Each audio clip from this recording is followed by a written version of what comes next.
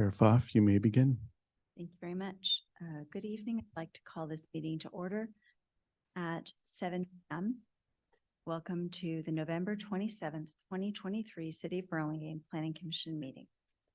For all in attendance today, please note that this Planning Commission meeting is being held in person and using Zoom webinar.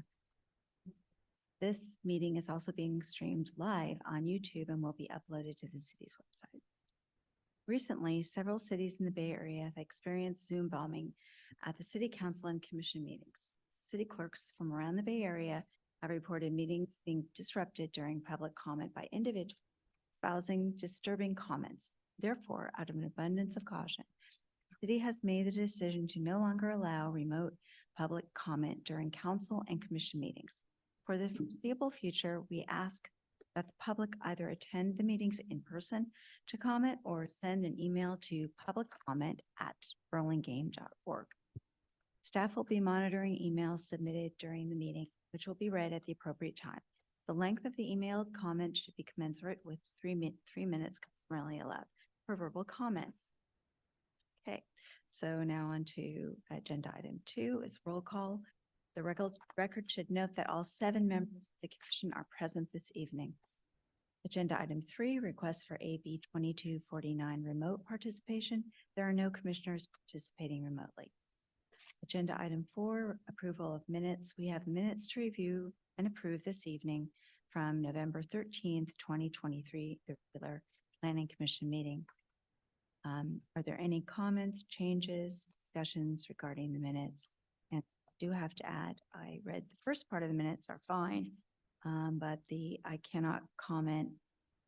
I read them, but I can't comment on the section I was missing for, which was, I was recused for 36 Bloomfield. So can I have any comments or? Chair Pfaff, Yeah. I'll be recusing from this item because I was not here on the November 3rd. Great. Okay, thank you. So. And I did not review or read the prior notes. Thank you. And do we have any, or can we have a motion then? To approve the minutes? A second. Okay, motion made by Commissioner Horn, seconded. Schmidt. Roll call vote, please.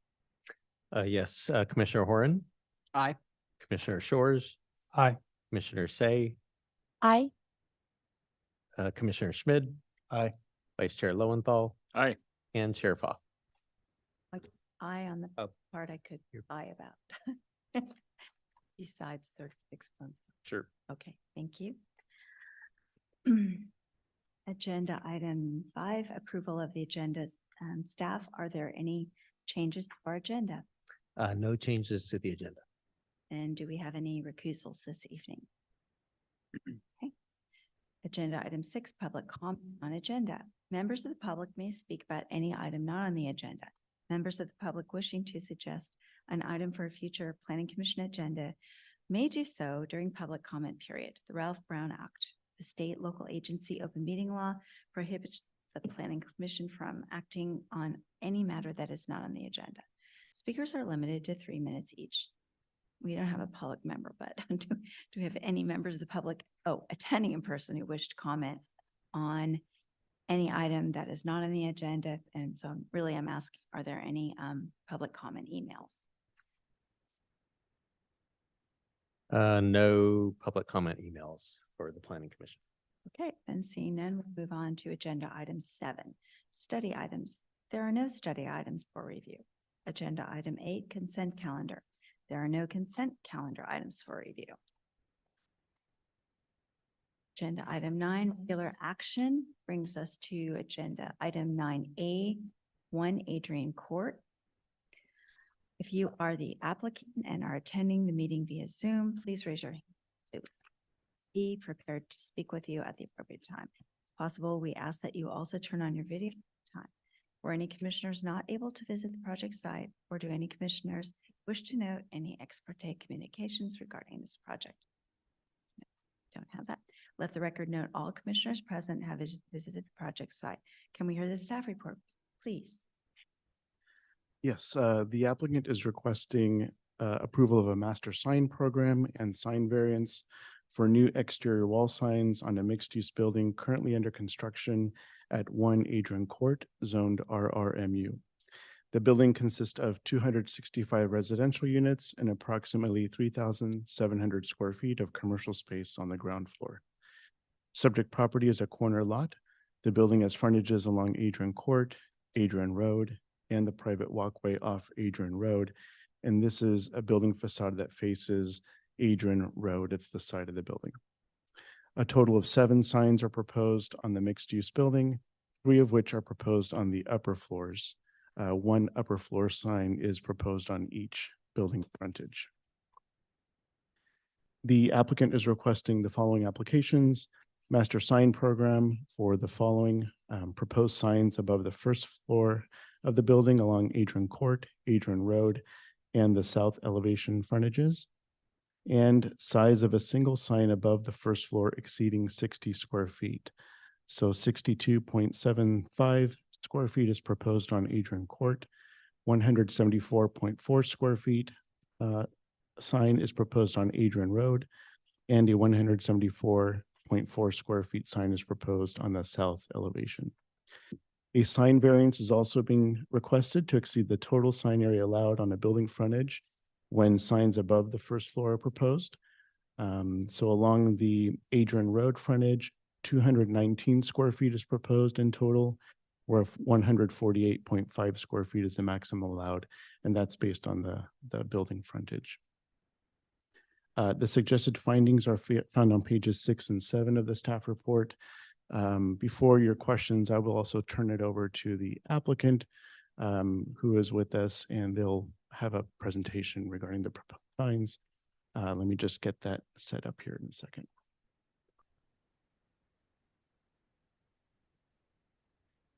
Okay, Lisa, you may begin. Thank you. Would it be possible to elevate Gary Underwood to a panelist as well from the Design Factor? Before we Yes. get started, he was going to give a portion of our presentation. Yep, let me do that right now. Thank you.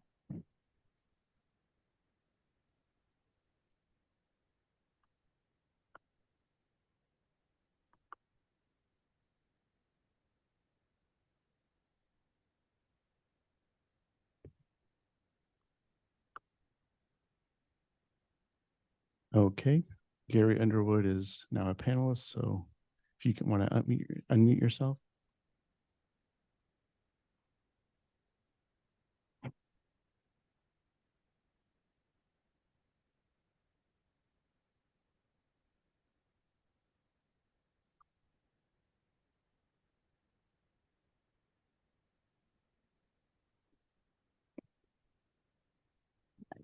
Good evening, commissioners and members of the public and staff. My name is Lisa Fife. I work for Carmel Partners, who is the owner, developer, general contractor for the 1 Adrian project. Next slide.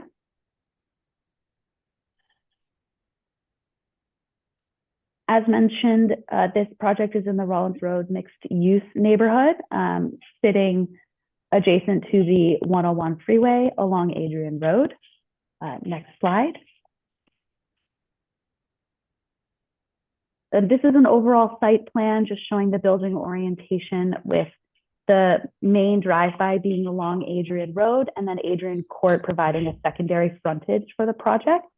And at this point, as we move to the next slide, I'm going to turn this over to Gary to walk through the signage, locations and concepts for 1 Adrian. Can you hear me okay? Yes, we can.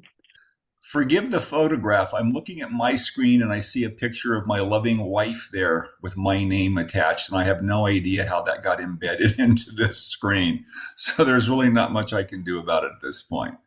The sign proposal is fairly straightforward. I read the staff report. It's very well written, very detailed. Our feelings are that this particular site is somewhat unique. The frontage for the freeway creates some opportunities as well as some challenges. And so the idea was to place signs so that perpendicular traffic on Adrian Road as well as the 101 could see the signs up on approach to the building from the north and south direction, as well as one sign which is labeled sign number 2.1 facing the freeway, sort of the intermediate sign that you could see as you drive by on Adrian Road or the freeway. I know that the freeway here has times of the day when you can go 60 or 70, but a lot of times of the day when you're probably going 6 or 10. And so the idea is to be able to capture the view of the traffic going both directions, fairly heavy, substantial car count. And so we're gearing this towards visibility from the freeway. The locations are pretty straightforward. We work with architecture. We don't believe that the biggest sign is always the best sign. And so the architecture gave us certain opportunities, again, as well as limitations. So the sign that we have that's labeled A1.1 for southbound traffic on the north end of the building is considerably smaller than the sign 1.3 on the opposite end of the building. And that's just because of the available wall mass and then what it gives us. So looking at the location of the adjacent buildings, looking at the speed of traffic, looking at the line of sight visibility from traffic both north and southbound on Bayshore, the sign locations were chosen to, again, be, I think, in scale and context with the architectural wall masses upon which they are mounted. We wanted them to be as visible as possible. The sign for northbound traffic labeled 1.3, you can see that sign from really a great distance. Sign's a little larger, again, because the wall mass allows it to be larger, and we can see it from quite a distance away for northbound traffic on Bayshore, as well as approaching traffic on Adrian. It's a pretty straightforward proposal. The three signs work in conjunction with each other graphically. We have the same graphic stacked vertically. It's the logo type for the project that was developed by the branding firm that we carried forward. And this is part of the overall collateral and brand development effort for the property. I guess if there are questions that you have, myself and my assistant on more technical matters can make ourselves available if you have specific questions. Otherwise, I would just turn it back over to you. Assuming, again, you've been to the site, you read the staff report, you pretty much understand what it is that we're proposing. Thank you, Gary. And the last point I wanted to touch on was our request for the variance on the Adrian Road frontage, that being our shortest frontage, but the primary drive-by for this location is part of the reasoning behind why we are requesting a variance for the larger signage on that frontage. The proposed signage is required to identify the residential and commercial use of the project, and the larger size is necessary for visibility for both pedestrians and cars along 101 and Adrian Road. As was mentioned in the staff report, the signs are compatible with the building aesthetics and character of the property, and that the sign that is proposed is appropriate for the size and scale of the building. And with that, both Gary and I are happy to answer any questions.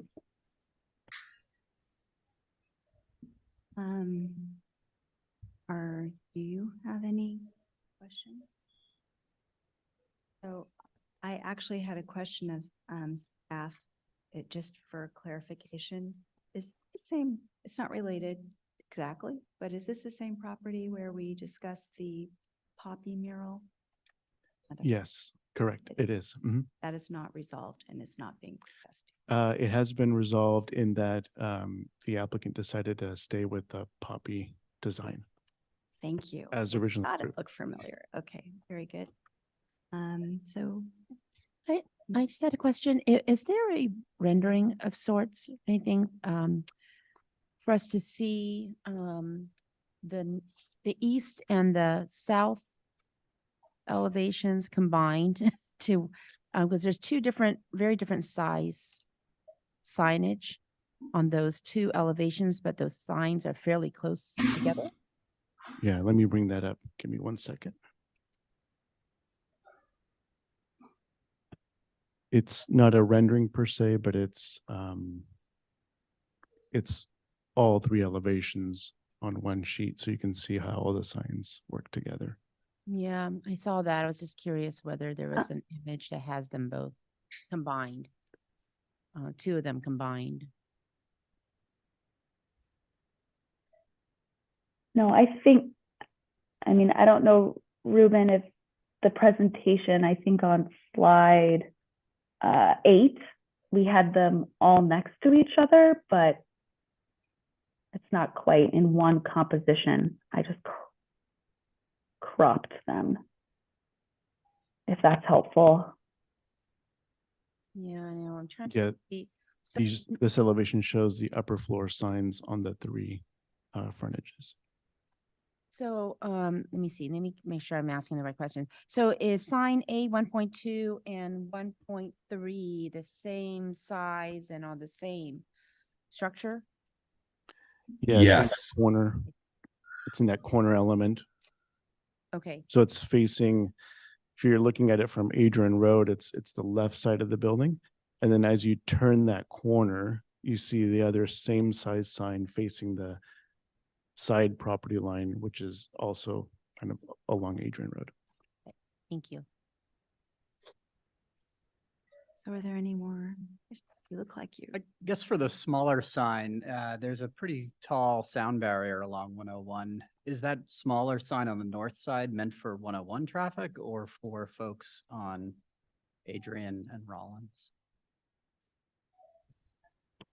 I think it would serve both because it is high enough that you will be able to view it over the sound wall along 101 at that location.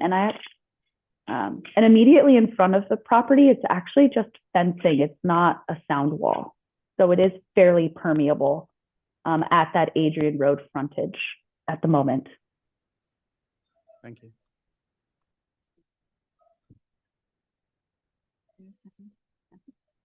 No questions?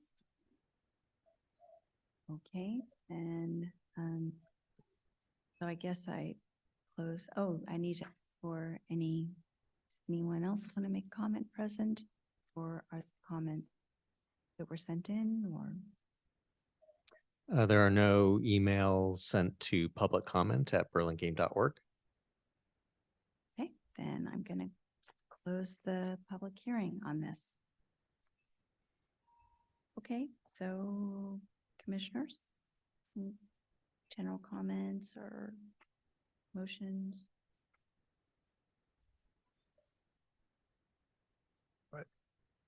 I think it looks fine. I think it looks appropriate scale wise to the building. Especially when you look at the elevations as a whole, they're big elevations. So the big signage doesn't scare me at all. And I think that one tower element with the 2 signs being the same size and kind of in the same way together, I think will work well. So I don't have any objections to this proposal. Other comments? I could see moving forward with this project. Any additional? Okay. Then I'll make a motion that we approve the master sign program and the variance for the additional signage above the maximum allowed. I'll second that motion. All right, then I just want to comment that I appreciate I'm all about font and kerning and everything, and I think it's a very attractive looking font. You've developed that, so fine with this. So can we? Oh. Vote. Commissioner Camerado, Aye. Commissioner Haran, Aye. Commissioner Schmidt, Aye. Commissioner Shores, Aye. Commissioner Say, Aye. Vice Chair Lowenthal, Aye. Chair Pfaff. Aye. Congratulations. Oh, so any action by the Planning Commission is applicable to the City Council within 10 days of Planning Commission's action. If the Planning Commission's action has not been appealed or called up for review by the City Council by 5 p.m. on the 10th day, the action becomes final. In order to be effective, appeals must be in writing and must be accompanied by appeal fee of $784, which includes noticing costs. Congratulations. All right, that brings us to our regular action item number 9. It's the recommendation of adoption of the 2023 to 2031 housing element. I'm going to turn it over to staff. Thank you, Chair Foff, and I'm going to move to the podium so I can face everybody. Otherwise, it's weird having my back turned to people I'm trying to talk to.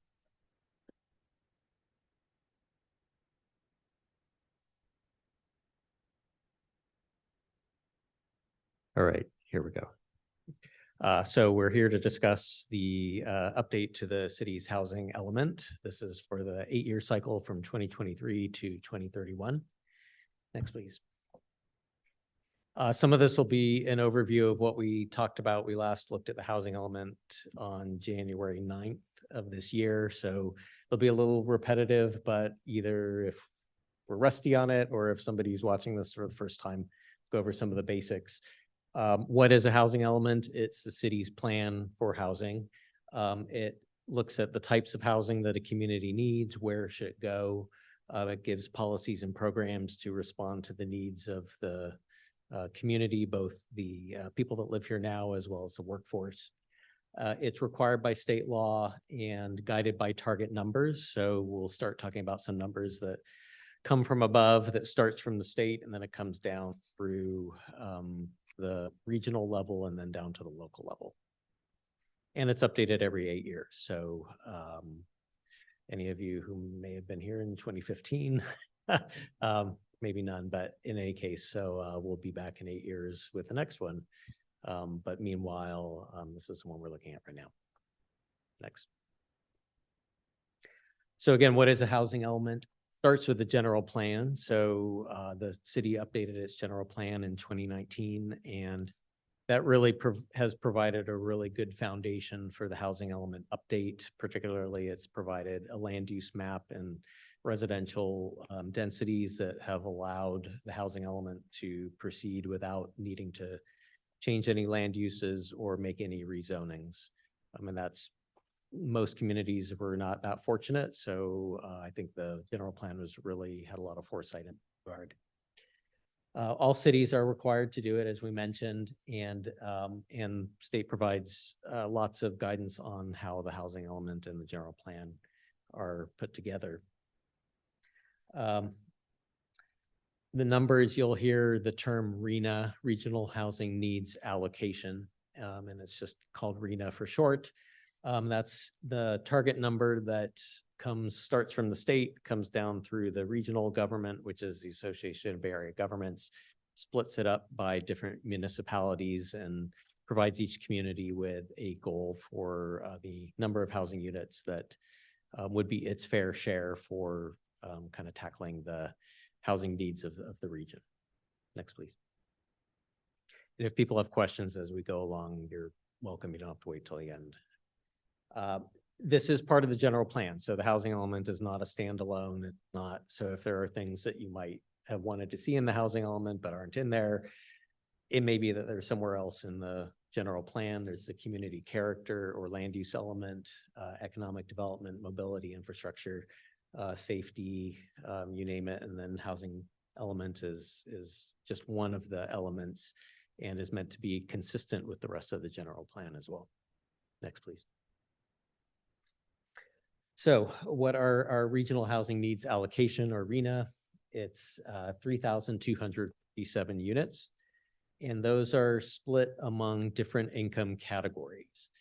And they are either very low income, which is 50% of the area median income. I'm going to start sounding, this is a lot of in the weeds terminology, but let me back up for a second. So the median income in San Mateo County, which is the index we use currently for a household of one, so a single person household, that median income is 122,500. It has been going up in recent years, and that's been kind of the trend for at least the last 8 years or 10 years or so. For a couple, it would be 140,000. For a household of four, it's 175,000. So that's the index, that's the median. And then these different categories are based off of that median number. So very low income is half of that. So you just take those incomes, split them by two. Low income is 60, moderate is 80, And then above moderate, which is above median, is 120% or above. Next, please. So 3,257 is our goal, but guess what? All of you that have been on the planning commission have been looking at lots of housing developments, approving lots of housing, seeing lots of housing getting built. We have 2,951 units in what is called the pipeline. So these are either entitled projects, they've gone all the way through review and been approved, or they're applications that Planning Commission is looking at right now, or they're projects that are under construction. And the goal or the cutoff was for summer of 2022. Anything before that, we were not allowed to count, but anything after summer 2022, we were. So, for example, Bayswater Apartments at 920 Bayswater was completed last fall. We do get to count that in this housing element because it's so new and those units are being filled fairly recently. So if we look at what and actually I misspoke, I got my numbers mixed up already. The general plan, that 2,951 unit number comes from our general plan. That was the general plan build out. And that was, the objective was to have an approximately 20% population growth for the general plan over the course of the plan. That's where that number came from. Just by coincidence, the RHNA number 3,257 is close. It's 306 units away. So again, we're in good shape. That's very fortuitous. A lot of communities have had to do much heavier lifting to be able to accommodate the most recent housing numbers. So our pipeline projects is 2,808, and that means that we still need to make up 449 units, which is over 8 years, seems pretty achievable. Yes. Kevin, do we know of the projects that have been finished, what the vacancy rates are on those, or do we have numbers to kind of show, like, are we filling these because we've had kind of an influx of people leaving the state? They do tend to be filling. They take time. So we talk to, the reason we know about it is each of the new projects has affordable units within them. So we talk to the provider, House Keys, that manages the affordable units, and then they get information on the general lease up of the new projects. So they do tend to lease up. They do take longer than they used to, but ultimately people do take these new units. The affordable units, they can be a little trickier, particularly at the moderate income category. And that's something the housing element looks into, is maybe focusing on some of the other income categories, which are maybe a little more what people would expect with affordable housing. That moderate income category, because median income is so high, when it's pegged to that high median income, it means those rents are pretty much at market level. So the market rate units tend to fill up. The deed restricted moderate ones are a little harder. Thank you. Now, these are total numbers. So the good news is Burlingame's always been, or at least in the last 8, 10, 12 years, has been very good about total numbers. With every jurisdiction, it's harder to get into those low and very low income categories, but we're making progress, and that's what the housing element is trying to further along. Next, please. Kevin? Yes. Does RHNA provide any guidance on the mix between rental and sale? It doesn't. So if you go back to the slide, there is a little footnote. So most of what we see are rental apartments, and that's largely a function, also the scale of the development. We tend to see the projects that go forward into construction tend to be the larger rental projects. Condos, I think there's a lot of interest in having condos as a entry-level ownership type. Those are riskier in terms of an investment, so those are a little harder. We talk to developers all the time. How do we get condos? How do we get townhouses? They're financed differently. They're sold differently. There's a higher risk, higher liability. So it's not to say they don't ever happen, but and we do get some 17%. But RENA is pretty agnostic in terms of whether they're rental or sale. That's really the price point. Next, please. So these are all the numbers. So we've got our RENA allocation, then we've got the pipeline projects, and then the unmet need, which is what the city would be responsible for in the next 8 years. So you can see there's unmet needs for very low, low, and moderate incomes. But then in fact, we're already overproduced for the above moderate, or market rate is another way of terming that. So it may be that we are over on market rate, but under on some of these other categories. But the objective is to try to catch up on those other income categories. Next. And why is this important? We've looked at this chart before. Burlingame has a very diverse workforce, but also a large service sector population. So about over a third of the people who work here in Burlingame make less than $3,333 per month, or $40,000 per year. That's a standard economic index that's used across the country as just a kind of consistent gauge. But if you compare it to those median incomes, there's definitely a gap between a lot of the people who work here in Burlingame, more than a third of them, and then what the median incomes are and what the rents are. And that's why there's so much emphasis on finding the affordable housing pathways. Next, please. So what's in the housing element? Next.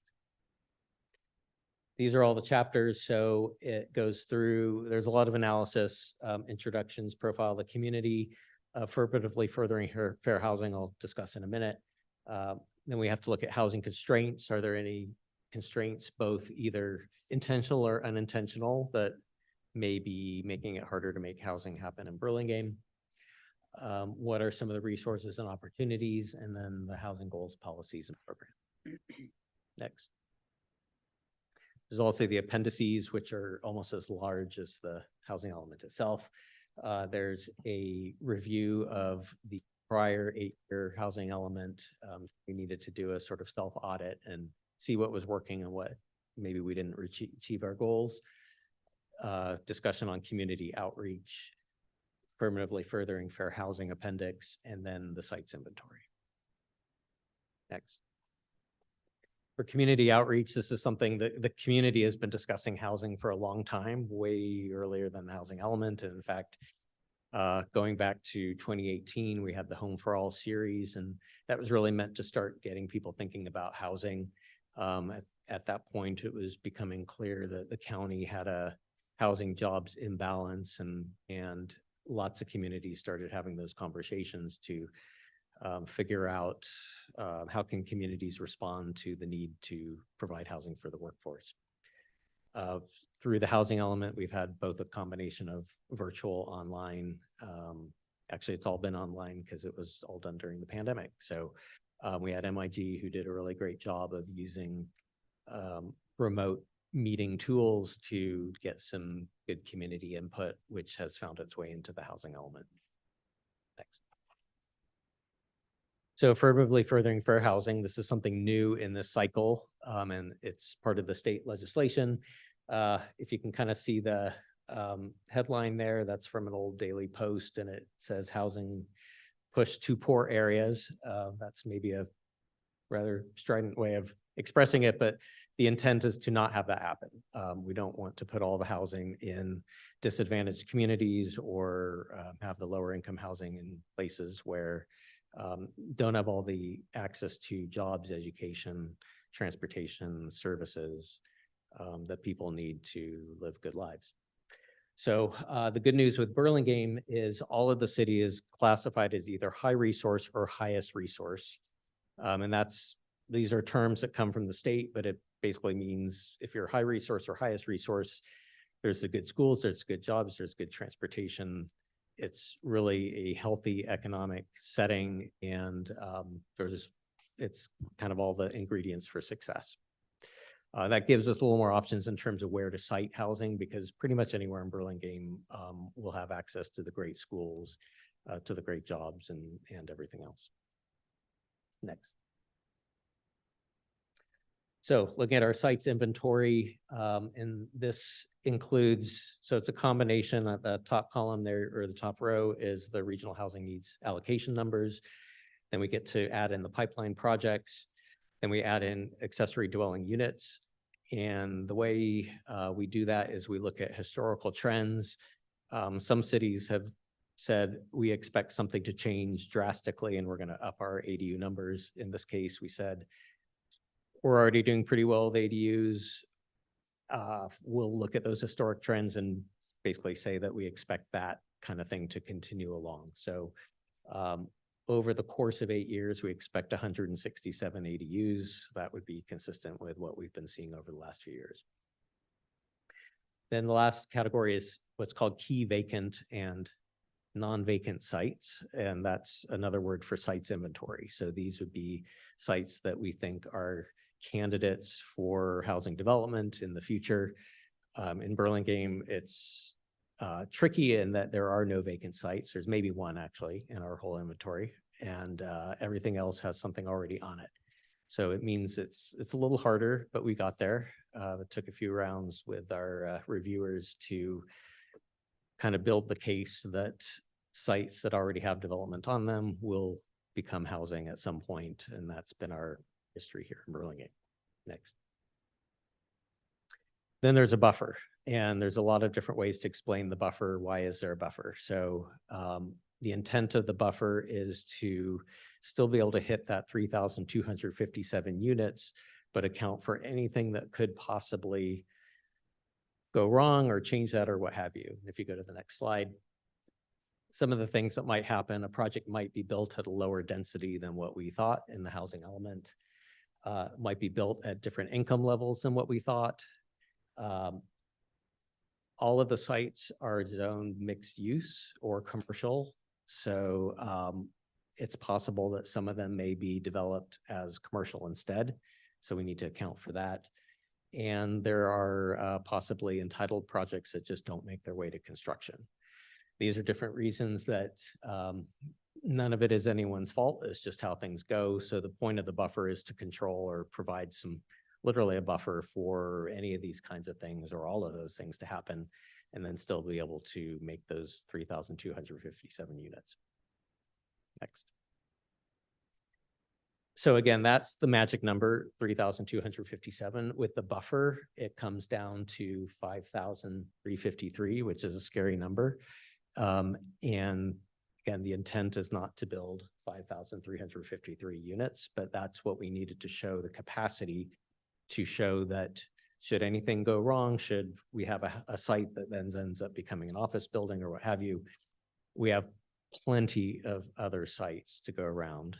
And then we can still hit our 3,257. Nobody will be coming after us for 5,353. That's just to show that we've got more than enough capacity to meet those numbers. Are we concerned about the buffer for low or very low at only 11%? Yeah, so the way those come out, the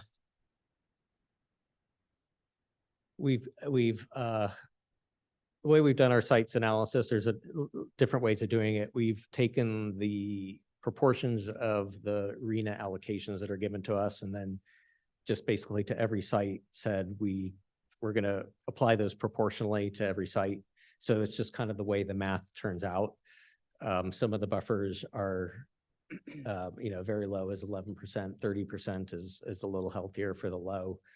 And then meanwhile, above moderate is way above what it should be. So So it's more to do with consequences for missing the target?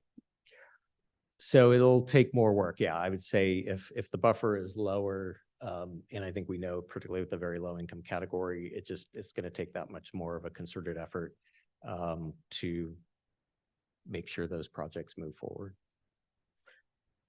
But I think some of it is out of our control. If the economics show that they don't have the finance capabilities to do these projects, they're just going to wait, right? I mean, Yeah, I think particularly the very low ones, in most instances, they're going to require some kind of subsidy. So the flyer that was just handed out to you, and we'll discuss at the end of this meeting, is one project where the city did subsidize that project would not have been able to pencil if the city had not provided the land at more or less no charge.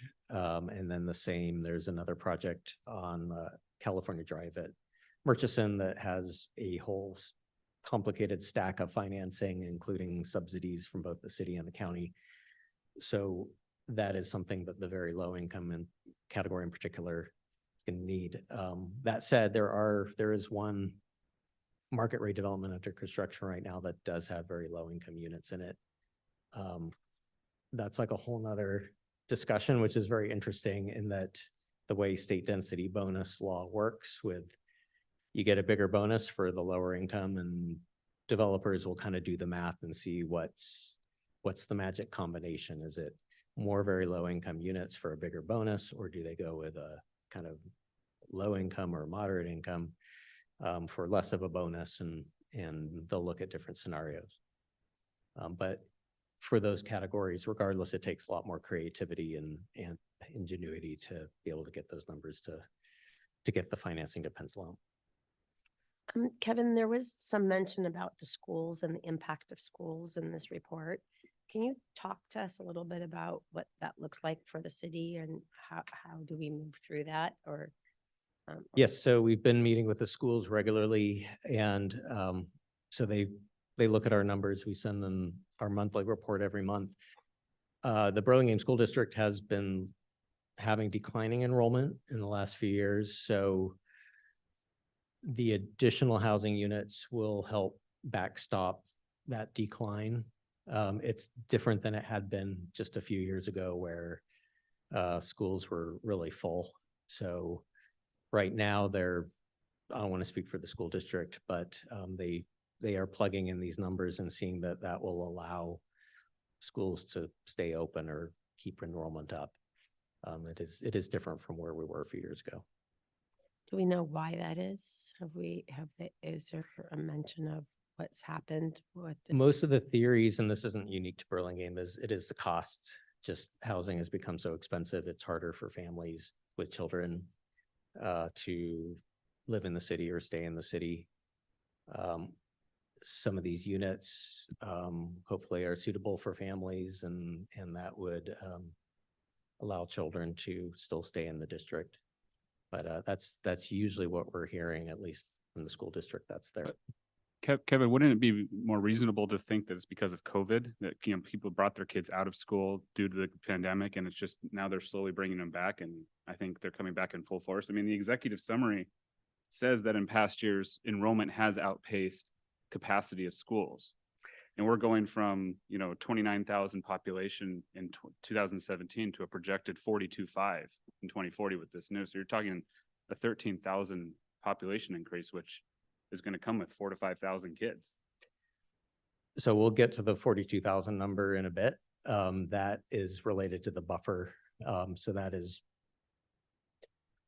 we'll discuss it when we get to the environmental part. There's kind of an oddity with why that number is there and whether that's really expected or not. Sure. The decline actually started prior to COVID. COVID certainly accelerated things. I think we saw school children being transferred to private schools, and maybe they decided that's where they liked it, or maybe they're coming back. But the declines had started prior to the pandemic. Okay. It just seems like the conclusion, though, is that they're basically thinking they're just going to pass the buck forward. This is all going to be taken care of by school impact fees, and that we're going to support the Burlingame School District in their plight to try to figure this out. But I feel like cart's kind of before the horse. We're going to be building all these units prior to this taking place. And as it says in the summary, there's no new places to build schools or any new projections for new schools. It just seems like there's a missing link here of how is this social environmental impact going to get handled? So it's a little odd with schools. We're bound by state regulations, which say payment of the school impact fees is full mitigation in terms of environmental impacts. Take that for what it is. That is the rules that we work under. So school impact fees are given to the schools. They can provide more classrooms as they need it. In at least that's the thinking behind the impact fees. And the schools do look at their impact fees on a regular basis to make sure that they're where they should be. So I know that's maybe a little less satisfying answer, but that is the answer we're obliged to follow under the California Environmental Quality Act. Yeah, it's just unfortunate because as you know, we don't control those fees. Those are, controlled by the state and by the school districts. So we just hope that they make the right decisions with those fees and plan accordingly. That's right. I- And that's why we talk to the schools a lot. So we want to make sure we've got an open dialogue and we've,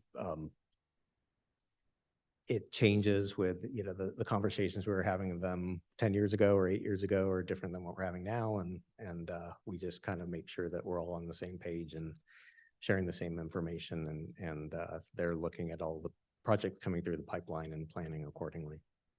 My only other question to this topic was, are the school impact fees going to stay consistent to what they are now? Or are they going to be up or down in this housing element compared to today?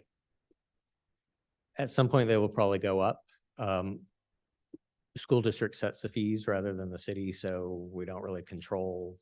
I would expect during the 8 years of this housing element, they will most likely go up. And I guess just last question on that is, so then does the school decide that a multi-unit building gets assessed more impact fees than say a residential house? Or is it literally the same percentage per square foot? Or dollar per square? I think, I don't remember the fees right offhand, so I don't want to guess. I think I think it's just residential versus commercial, and they're all assessed the same way. But we could verify that. I have one more question, sorry. Has SB9, have we had any SB9 applications at all? We have not, and the housing element does not anticipate any. Couple of reasons. One is because we haven't had any, and also the state itself, kind of ironically, because there is no track record, is suspicious of any community saying they expect to have a bunch of SB9 applications because they just have not taken off, I think, the way that maybe people had thought they would. So we do discuss it in the housing element, but there is no expectation of any SB9 projects over the 8 years. And have we looked at the possible, I thought I read somewhere that Governor Newsom said that we can now sell ADUs as separate properties. Have we started to kind of look at that? That's something that will be a discussion for, I think, both the Plan Commission and City Council. I think it's something the cities can do if they want. I honestly don't know if that's something that people would want or not. So that's the conversation we'll need to have. There's no obligation to do that. So there would be pros and cons, and that can be a discussion that we can have with you as part of the implementation. There's a lot in that implementation set of tables, so we will continue working on the housing element over the next, particularly this next year. There's a whole lot of things that need to be done in the first year after adoption, but then over the course of the 8, there's other things, and they have timelines associated with them. So something like that is an implementation action that we'll want to talk to both the commission and the council about. Thanks, Kevin. Yes. Just a math correction on the slide, it's 164%. Or Okay. 181. Thank you. I'll try. These numbers have changed so many times. So yeah, we'll make sure we get that right in the next draft. Next, please. We do have a series of maps. If you could, this is the citywide map, so it kind of just gives you a scope. But if you go to the next slide, we have the 2 area maps. Most of the housing sites are either downtown or in the north end of town, whether it's North Burlingame or Rollins Road. There's 2 different colors here. So the cyan color, turquoise, are pipeline projects. So those are, again, projects that have either been submitted as applications, approved, or under construction. The purple ones are sites that have been selected as candidates for housing, and we'll kind of discuss that in a minute. It doesn't necessarily mean that we know there's not information that we're privy to that says that one of those sites or the other is likely to be developed. So that's why, again, we have a buffer as we pick what we make an educated guess, but then we pick a whole bunch of others as well in case any one of them doesn't come to pass. Next. So the site's inventory is its own unique animal. That's Appendix D. So for each of these sites, we do disclose everything that we know, and there are a few where we say, you know, over the years, somebody's talked to us about possibly doing housing. So if we know it, we'll put it there. There's a few that are on the market now. So under the last, in the last draft, we put in some strikeouts and underlines and said, this is now on the market. It's an active, you know, whether it becomes housing again is not something we can control, but we disclose as much as we can. For each site, we explain why it's on there, how many units we expect it would yield based on the zoning. And again, knowing that the zoning isn't going to change, so we look at the existing zoning and do pretty much just a straight up numbers calculation. But then we also reduce it by 15%. This was something as we went through the review with the state, with the Housing and Community Development. They said, don't, you know, not all of these projects are going to be built at full density. So just bring down be a little more conservative. The other odd piece of that is, in fact, a lot of the projects may be higher than what these numbers are if they use density bonus. But under review of the housing element, we're not supposed to look at we're not supposed to expect density bonuses. That's a bonus that comes, but we should not rely on that for purposes of our numbers here. Next. And this just shows we had a track record of development. So this is part of building the case.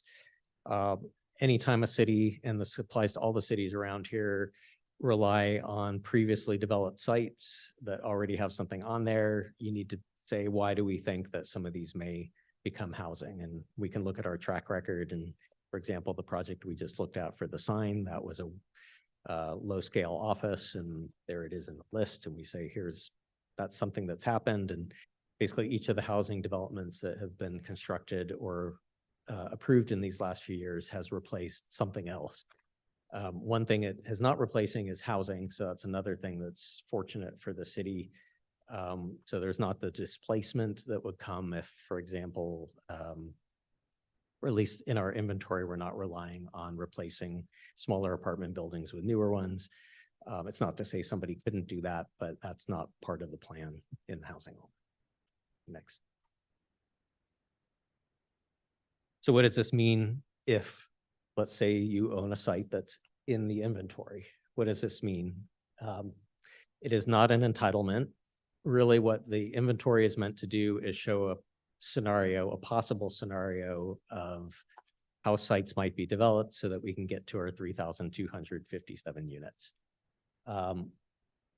Some people, in fact, you may have gotten an email on your dais, said, wait, you know, I've got a site and I really want to do housing. Why wasn't it on the inventory? There's nothing magic about being on the inventory or not, given that the zoning is not changing. So if somebody's not on the inventory, but they are zoned for housing, they can still do housing. At the same, conversely, it also is not an obligation to build housing. So if somebody sees their site on there and they've got a perfectly viable business and they have no intention of ever doing housing, we're not going to kick them out and say, you've got to do housing. It's just, we're trying to find sites that look like likely candidates based on, usually it's physical characteristics. Next. So the policies and programs, that becomes more of a focus for this housing element, given that we aren't needing to do rezonings. We're not needing to change our land use map, change densities, anything like that. So you'll see a series of programs, and a lot of them do try to address particularly that very low income, extremely low income categories. And then the various services that need to come with housing, supportive services and such. Some are programs and policies from our old housing element that have maybe been tweaked a little bit. We would look at them and say, well, you know, maybe we got halfway there. What can we do to make this a better policy or program? Some of these include, you know, providing more housing choices, providing fewer barriers to developing affordable housing, improving the conditions of existing housing, preserving existing affordable housing. That's something that's been of interest to the community.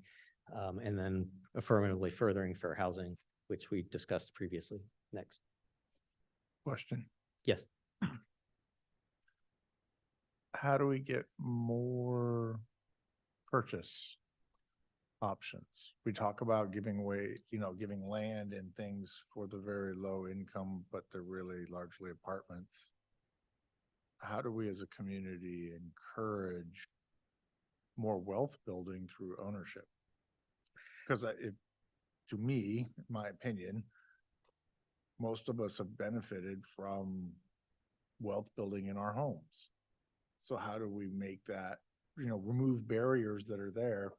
Because largely those barriers are, to condos and things are, litigation and other things that have taken those things out of the market. Our business just doesn't want to do them anymore. But yet it's a great vehicle, I think, from a housing perspective, more so than the apartments. I mean, that one's tricky because it's not something a city can necessarily control. It could incentivize through its development standards. And for example, there's a implementation in there that says maybe there's a bonus if development provides townhouses as part of the development, then you can get a bonus on your, and that's something we actually saw with the Summerhill project on Rollins Road. I think people liked how that turned out in terms of it having both ownership and rental. So those are things that a city could try to put in some leverage. In terms of the litigation. That's, that's harder. That goes with the territory, the same with the financing and developers we talked to, they said, condos are just, it's a high risk development. The only thing higher risk is hotels. And that's again, just what they've told us. So apartments are financed differently, and I guess there's just less risk. But that's, there are a number of policies and programs in there that do try to promote home ownership. There could be, through financing, the city could support home ownership through down payment assistance, things like that. Those have been discussed in the past, and those are, that is something that housing funds could be used for, because that is true that it's got to get a foothold in to build that equity, and it's harder if the opportunities aren't there. Have you seen, I have heard, I'm not sure if it's relevant nowadays, but apartment buildings would get built and after 10 years, they would convert them into condominium complexes. Have you seen that, or are people talking about that, or not really talking about that at this point? Depends on the project. Some of the rentals do have condo maps associated with them, and that provides that ability. Should that be an interest, and that does happen after 10 years, that litigation period ends. It also provides, in fairness, it provides the developer, after 10 years, they know what defects there may be, they can fix it, and then it's a viable condominium. Not all of them do that though. So some of the developers that are here in town, they are in the business of owning and maintaining rental apartments, and they don't do the condo maps. And we ask them, do you want to do a condo map? It doesn't hurt. But some of them just say, yeah, no, this will be rental, and that's just what they do. I also have a question, or some question comment. Remember when we worked on the downtown specific plan and we were looking at housing, and that was what, 15 years ago? I don't know. Down the street, and actually in a few areas scattered all over our, see, there's one on Bellevue, there's a couple in my neighborhood. They were done in 20s and 30s. These, I think they're townhomes. They're 1 story, they're small, and they have a common wall. And they're great. It's a lot of units, 1 story, actually, I think they're all 1 story, with a common driveway and little garden apartments. And it's all very petite and nice. You get a lot of units. And I think at the time we were saying, wouldn't it be neat to have some of those for sale, like decent prices? So it's like small, little tiny homes. And I was just wanted to say that something that anyone has ever looked at. It's not really a condo. It's a house. So maybe it's not full of the condo Yeah, but if it's one parcel, then it would have to be a condo type scenario, With an HOA. unless you separate. But that is something that could be looked at.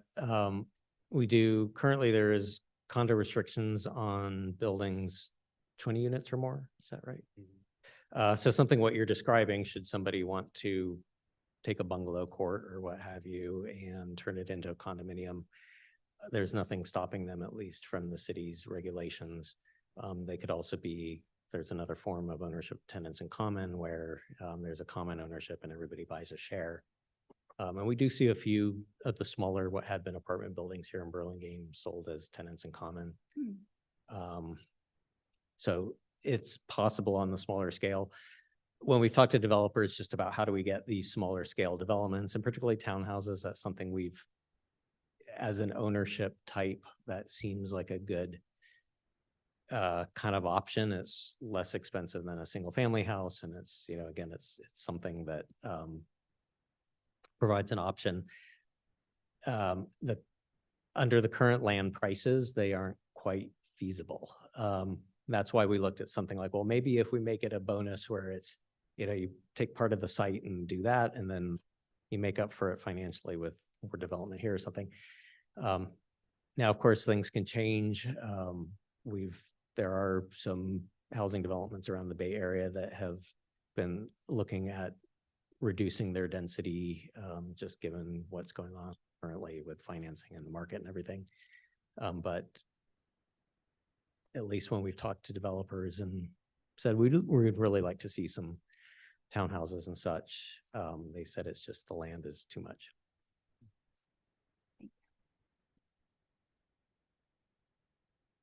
So in any case, the goals, policies, programs, you'll see there's timelines associated with all of them. So we will be coming back to you with a lot of this and getting into exactly the kinds of things we're talking about here, getting into more of the weeds. The housing element sets the stage for that. It provides the policies and the policy framework, but it's not the be all and end all. And there is an expectation from the state that we keep up with it. We don't just be done and put it on the shelf. We look at it every year and make sure that we're keeping up with what we thought we would do. And if it's not going how we thought, there could be some adjustments midway through, for example. Next. So in terms of those policies and programs, we've given some of them priorities. So some of them are high priority where we need to do it within 1 or 2 years. So that'll be our work plan for 2024. There's some that are medium where maybe it's within 4 years. So that's that halfway point. And then there's some that are low, and, you know, I hate to characterize them as low priority, but they're the ones that are maybe more in the background, something that we need to kind of jump right on. It's not to say they're not important, but, you know, you've got to kind of triage and decide what are you going to focus on first. And some of them do end up being on the lower part. Next.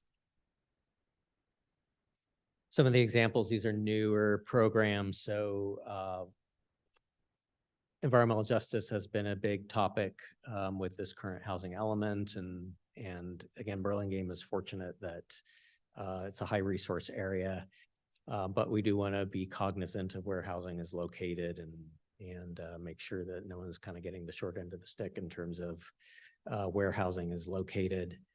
So there's a new policy for that. And in fact, we will have an environmental justice element that will be coming to you all in the next year.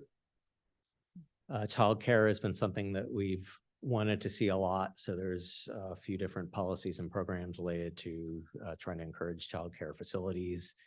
And then also, as we were doing the public outreach, there was discussion of it's not just the income levels, but also people with developmental disabilities need housing, and often there's a correlation between people with developmental disabilities and the very low or extremely low income categories. So if you can kind of bundle those together, then you're really starting to address some of the needs of the community in a more meaningful way.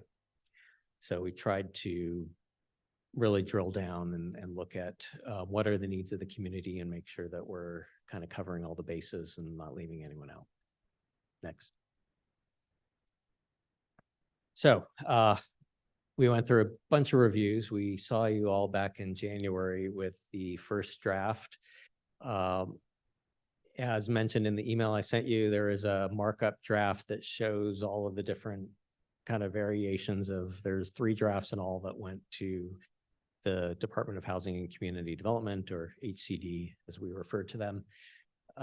We submitted the first draft February 17th, got a formal response letter in May. And then we spent quite a bit of time all the way till September on the next draft. During that time, we consulted with outside counsel. Goldfarb and Littman gave us some great but tough feedback. So that we spent a lot of time just making sure that we were covering all the different legal pieces of that.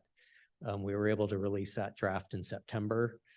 You'll see that a lot of in the markup draft, that's everything that's just shown as regular track changes. So with either underlines or strikeouts, a lot of that's based on just more analysis. They wanted just more analysis on constraints, on opportunities, on our math, you name it. That was a big focus of that first review. We submitted the second draft in September, got feedback very quickly, which was helpful. HCD could have waited till November. They got us feedback in October, which really helped. And they gave us what they called informal feedback. And it was I sent you all an email. It was a series of tables that showed either green, yellow, or red, depending on things that we still needed to address. We engaged an outside consultant who we thought could pitch hit us and get us to the finish line. So they were very helpful with that. One more informal review with HCD, and then we did get our certification on November 15th. So that's pretty good. I will say there's only 2 jurisdictions in San Mateo County that have been certified so far, Brisbane and Redwood City. South San Francisco is right on our heels. We'll see who gets there first. But in any case, it is hard to get everything right in these housing elements, and getting certified has been a big challenge for every municipality, including us. Next, yes. Kevin, are you hearing from any of the municipalities that haven't been able to get this done, and what type of process are they going through? Because I know, like, the city of Hillsborough, I'm sure doesn't have anything done. And what's going to happen? Pretty unique to each one, because yeah, we do have. So as you may be familiar with, there's a 21 elements group. So that's all 21 jurisdictions in San Mateo County. We meet every month, talk about all we've been talking about for the last 2 years is housing element certification, and everybody has a different story to tell. Here in Burlingame, some of our challenges was just building the case for having previously developed sites and convincing them that they are feasible for development. Hillsborough would have a completely different, they don't have any commercial districts. So it could be a challenge for them to make up their numbers with business as usual prior. Other cities, I think I'd say most of the scrutiny comes down to the sites inventories and whether or not the reviewer or the reviewer believes that these are bona fide housing potential sites. Thank you. Sure. Next. So environmental review, and getting to John's point. So what we're required to do under CEQA is review, and I'll mention we have Leo Mena from Rincon Associates available if we have particular questions on the environmental review. They provided it for us. What we had to do is look at the full sites inventory, including buffers. And it's a bit odd in that, the buffers are there to show that we have more than enough housing opportunity sites, but really our goal is 3,257. But under CEQA, you have to look at full, worst case scenarios, maybe not, that could be the term to use, but it's whatever the maximum potential project would be. So that's where that 45,000 population comes from. That is not the intention of the housing element, but under CEQA, we have to say, well, if the zoning were to allow that, and this is what the housing element, all of these sites add up to that, what would be the environmental impact of all of that? So it's a exercise in looking at worst case scenario.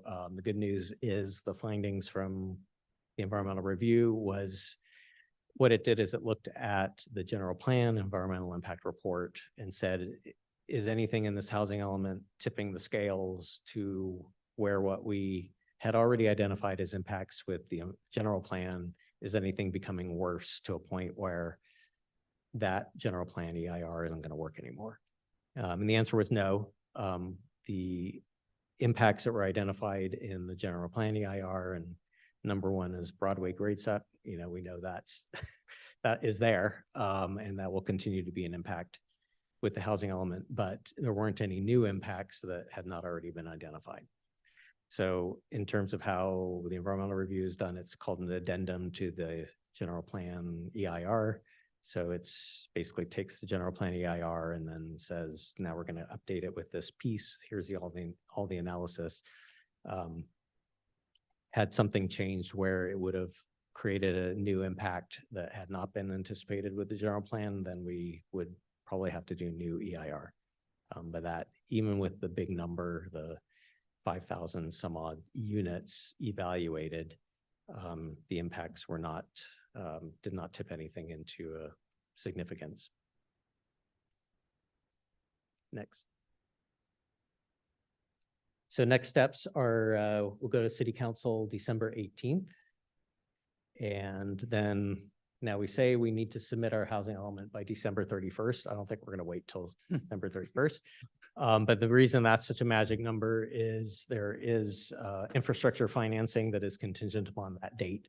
So we do need to submit something. We need to have an adoption by then in order to keep those funds. And that's for some streetscape projects and things that we want to see. So we're fortunate that we got the certification in a timely manner. That means we could adopt prior to December 31st without going into territory where we might lose some important funding. But that's the plan ahead.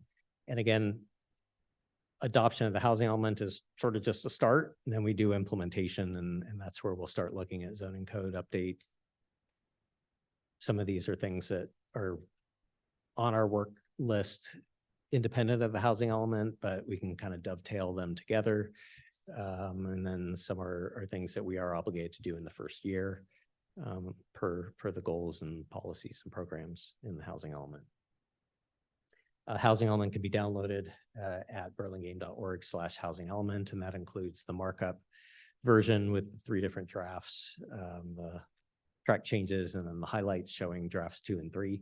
So you can kind of see all the changes that were made along the way. Ultimately, what the Planning Commission will be making a recommendation on is the clean copy in your. So that's the one, hopefully it's more digestible. And but if anyone look under the hood, the track changes version shows the whole history of A to Z. And with any further questions, yes. You want any corrections at all? Yes. So yeah, if you see typos, grammatical errors, yeah, we do want to correct those. Those would be, I think, within the realm of not substantive in terms of having to resubmit to HCD, but we would like to correct typos and such. Is this printed version supersedes the track changes one that's online? Yes. Oh, okay, that's where I was confused, because I think in the index, ADUs and pipeline projects is missing off the table of contents, but it's in the track changes version. Yeah, so table of contents, we need to get sorted right. I think we managed to correct it, but in accepting track changes, it may be that the number is slightly off. So we'll correct that. And then also we want to ultimately provide hyperlinks in the final version once it's stabilized, I guess is the word. It's still been, it's been a big work in progress in terms of all of the changes. And but what you'll be looking at is the clean copy. So if you see anything in the clean copy that needs addressing, that's what we're most interested in. Right now, you mean? Yep. You can either email? mention them here, or if you see them after the fact, we don't go to council till later in December. So we can, at least be aware of the changes and mention that as the council will look at the same draft that you're looking at, but we can say, here are some things that the planning commission caught. Or here are some comments or questions that they had. They'll have the meeting minutes from this as well. Just one other typo on HE 24, persons with developmentally disabilities. Yep. Developmental. Okay. You, yeah, we definitely want to get that right.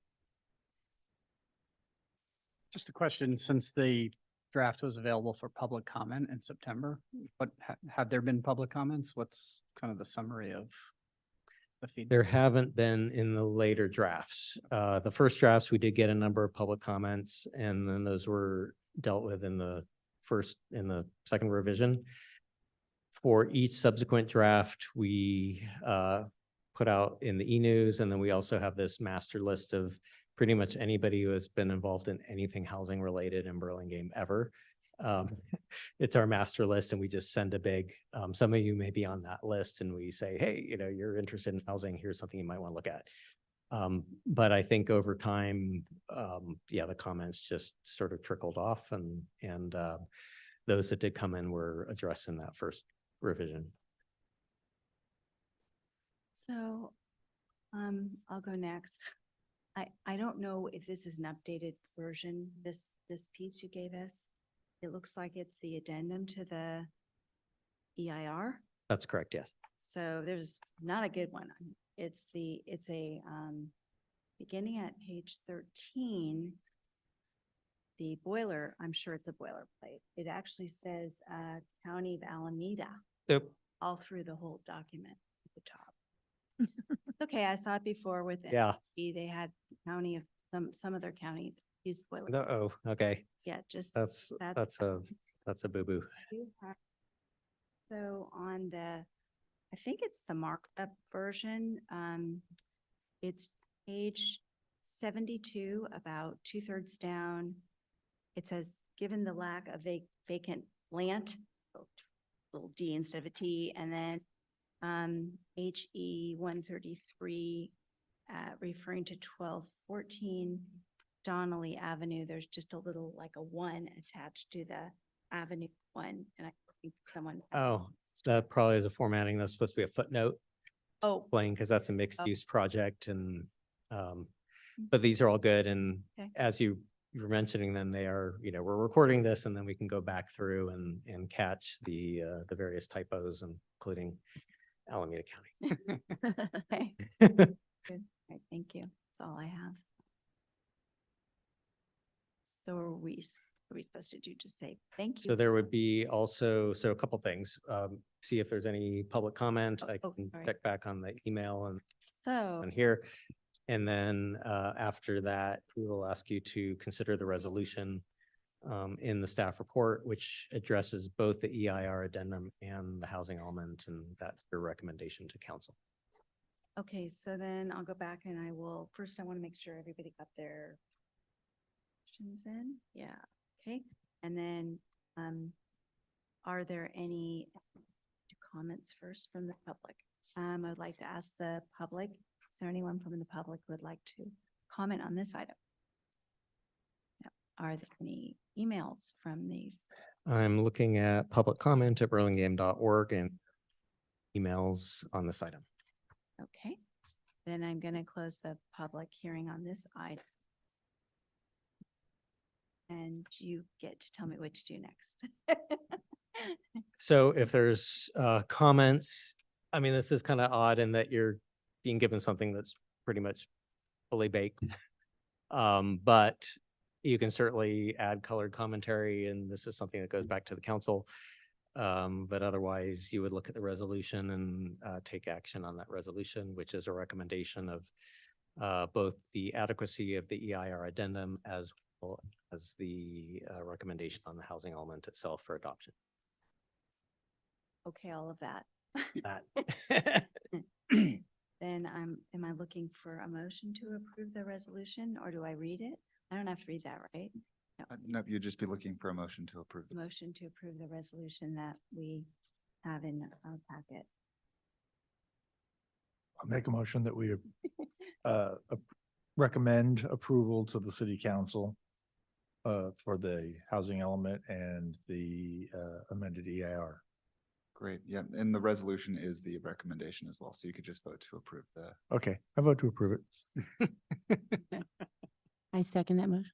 Okay, so Second the motion. Easy. motion made by Commissioner Schmidt, seconded by Commissioner Say. So do we do roll call vote or? Yes, Commissioner Camerado, Aye. Commissioner Horan, Aye. Commissioner Schmidt, Aye. Commissioner Shores, Aye. Commissioner Say, Aye. Vice Chair Lowenthal, Aye. and Chair Foth. Aye.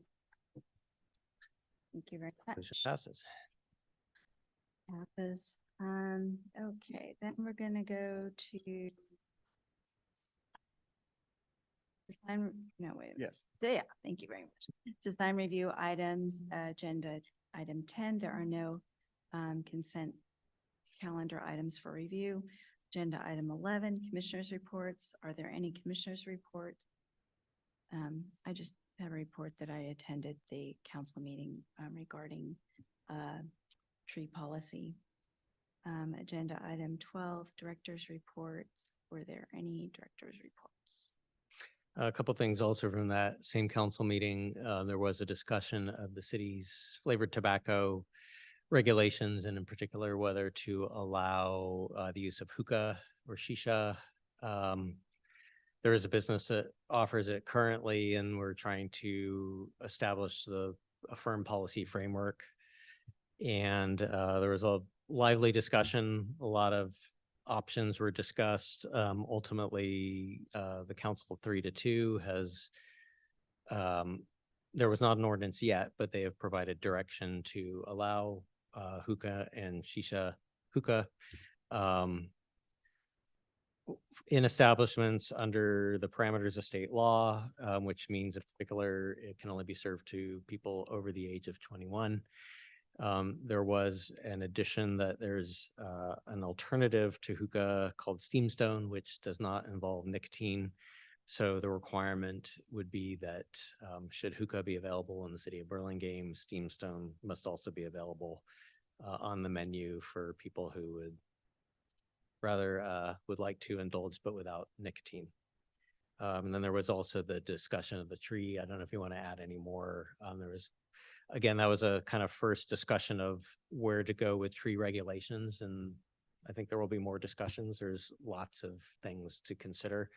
But it was really the first chance to crack open the tree ordinance and see what the city wants to do going forward. Right. Last, as director reports, I passed out. There is the grand opening of the Village at Burlingame on December 11th at 11 a.m. Should any of you be available. They will have the ribbon cutting in the little park behind. So that is a city park. I think it's called Lorton Park. And then after the ribbon cutting, they'll have some festivities and then people can go into the complex. By then there may be some people moving in. It's a little early, but they were anticipating having move-in starting 1st of December. So we're practically there. So, What day of the week is that? so that is Tuesday. that is a Monday. So that will be, that's actually our planning commission day. So, so should you want to join us at 11 a.m. And they will have lunch and refreshments. There will also be, and this is not on the calendar yet, we're still putting this together. The other affordable housing project will be having a groundbreaking because that one's just starting. This one's just finishing on December 7th. We're still trying to figure out the time for that, but Wait, is that when is that? it's called Eucalyptus Grove Apartments, and that's the one on California at Murchison on what was the old car wash site. So they are ready to break ground and start construction. That's the one we did not see. It was Yeah, that was approved under Senate Bill 35. Right. Allows for 100% affordable housing to Mhm. approve. Ministerially, they did have to comply with the adopted development standards. But it did not go through the planning commission. Okay, thank you. Do we have the RSVP for the village? Even? It would help so we could give them a head count. I don't think anyone will be turned away. Not like, you're not on the list. But yeah, if you know you're coming or you think you're coming, let us know, and then with at least planning for food and refreshments and stuff. That's a good question. That's a really good question. So, future agenda items.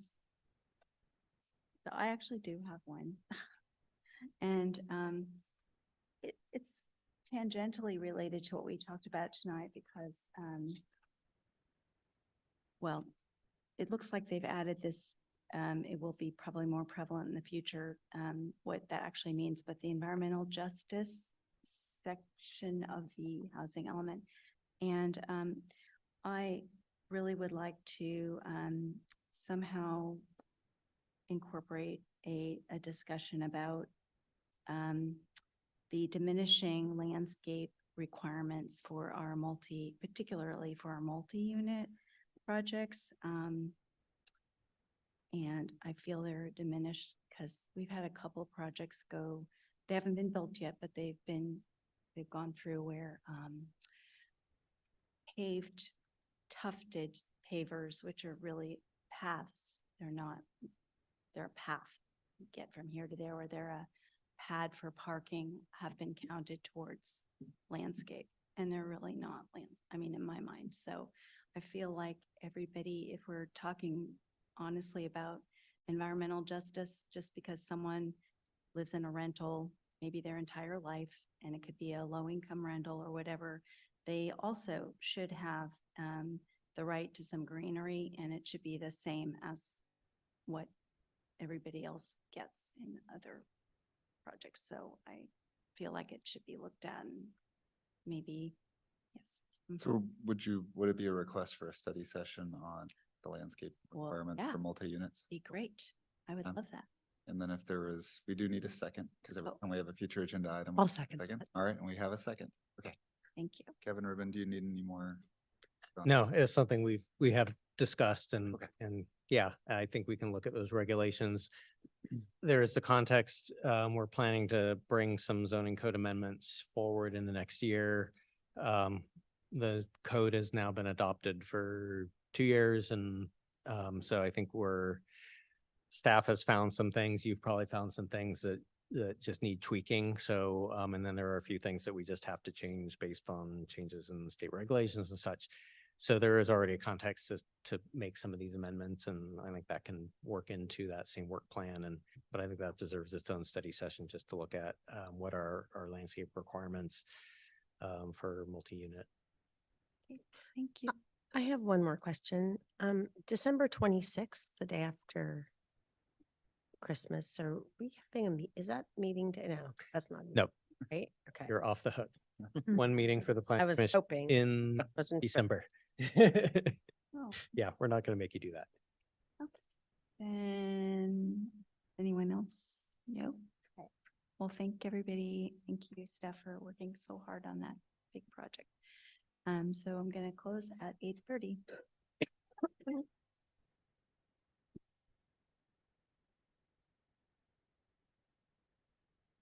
Hey, everyone, I have fresh Parmesan cheese. Yeah. That we got this evening. How did you, I was literally at the grocery store there tonight to get some. And Much longer.